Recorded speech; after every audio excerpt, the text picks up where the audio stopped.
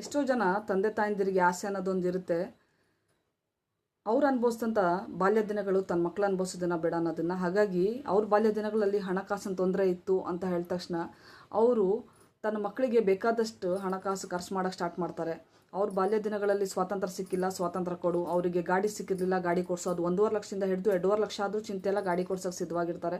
ಆದರೆ ಆ ಮಕ್ಳಿಗೆ ಮಾತ್ರ ಅರಿವನ್ನೋದನ್ನು ಮಾಡಿಸೋದಿಲ್ಲ. 1.5 ಲಕ್ಷದಿಂದ ಹಿಡಿದು 2.5 ಲಕ್ಷ ಗಂಟ ಸಂಪಾದನೆ ಮಾಡೋ ಗಂಟ ನೀವೆಷ್ಟು ಶ್ರಮ ಪಟ್ಟಿರ್ತೀರಾ ಅನ್ನೋದನ್ನು.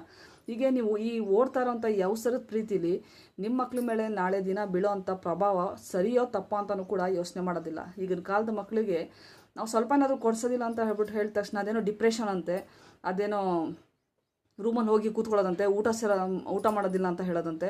ಇದನ್ನೆಲ್ಲ ಯಾವುದೂ ಕಾಯಿಲೆಗಳೆಂಥದ್ದೆಲ್ಲ ಏನೂ ಇಲ್ಲ. ಯಾಕಂದರೆ ನಮ್ಮ ಟೈಮಲ್ಲೇ ಅಂಥದ್ದೆಲ್ಲ ಏನೂ ಇರಲಿಲ್ಲ. ಈ ಮಕ್ಕಳಿಗೆ ತುಂಬ ಚೆನ್ನಾಗಿ ಟೆಕ್ನಿಕ್ ಅರ್ಥ ಹೋಗ್ಬಿಟ್ಟಿದೆ, ಏನು ಮಾಡಿದ್ರೆ ನಮ್ಮ ಅಪ್ಪ ಅಮ್ಮ ಕೊಡಿಸ್ತಾರೆ ಅನ್ನೋದನ್ನು. ಹಾಗಾಗಿ